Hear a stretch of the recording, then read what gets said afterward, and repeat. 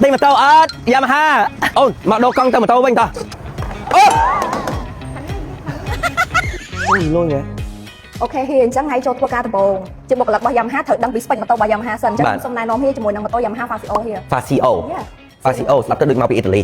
អត់ទេហ៊ីម៉ូតូ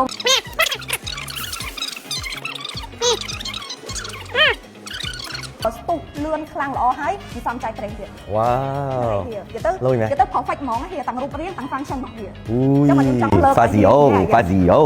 យ៉ាហ៊ីអញ្ចឹងខ្ញុំចង់លើកម៉ូតូ model Fazio ហ្នឹងឲ្យគ្នាជួយប្រមូលលក់ឲ្យគ្នា អូខេបានអាចបញ្ចូលទៅភ្ញៀវបានទេហ៊ីប៉ុណ្ណឹងបញ្ចូលបានមែន អូខេអញ្ចឹងអាច start ការងារបានទេបានអូខេต้องជាមួយនឹងចំណុចពិសេសរបស់វាទីមួយគឺការ design វា modern បែប classic ដែលសម័យឥឡូវក្មេងៗចូលចិត្តបែបរៀង classic សោយើងប្រើ smart key នេះហើយមួយទៀតយើងមានទាំងកន្លែងចូលថ្មទូរស័ព្ទពេលដែលក្មេងៗគាត់ទៅរៀនអស់ថ្មទូរស័ព្ទអីងាយស្រួលក្នុងការគាត់បញ្ចូលតាមផ្លូវម៉ាក់ប៉ាគាត់ស្រួលតាក់ទងមកហើយមួយទៀតសំបកកង់វាអត់មានពវៀនទេក្មេងៗគាត់ជិះនិយាយទៅជិះហើយ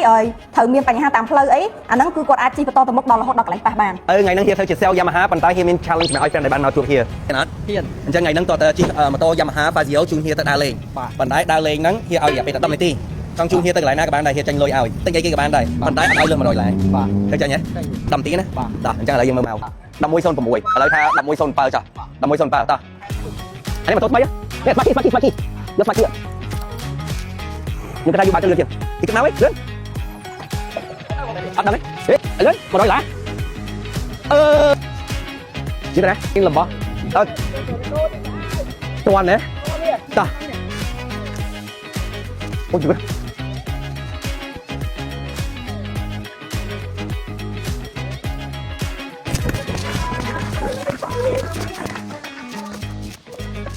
អូអានេះបងកៅត្រូវនេះនៅសល់1minuttគ្រាន់ហើយអូខេហើយ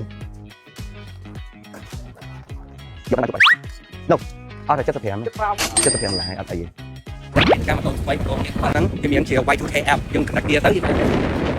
ហើយតែជំនាន់ Gen Z អីវាប៉ុណ្ណឹងតែគេ message now fan message now ទៀតក៏គេអាចមើលឃើញដែរអញ្ចឹងជិះម៉ូតូហ្នឹងក៏ឆ្លើយតបមួយ fan បានដូចគ្នាដែរអូខេមានអ្នកណាគេដែលចង់ទិញ Yamaha complex ទៅ Yamaha Cambodia page របស់គាត់ថ្មីអ្នកនរគ្នាអាចជួយ follow ជាមួយគាត់មួយហើយពេលមិញឃើញហ៎ហៀជិះ Yamaha ទៅជិះឡើងស្រួលមែនតើហ្មង The Fazio ម៉ូតូថ្មីហ្នឹងសម្រាប់ឲ្យអ្នក Gen Z អីជិះទៅឡើងស្រាអញ្ចឹងមនុស្សស្រីអីក៏គាត់យកទៅល្មមហ្មងហើយវាមានសម្រាប់ app នៅលើហ្នឹងអញ្ចឹងយើងចង់ message ជាមួយគេអីក៏បានចង់ឆ្លើយតបចង់មើលអី email ហើយមានសម្រាប់ឲ្យកន្លែងសាក់ថ្មកាច់ធំមែនតើចង់ដាក់មនុស្សចូលក៏រួចដែរ and smart key អញ្ចឹងមានអ្នកគេចង់លួចម៉ូតូអីព្រោះ Kia ទៅអត់រួចទេ Yamaha វាមាន smart key ទីទៀតទៀតទិញ Fazio មួយដែរ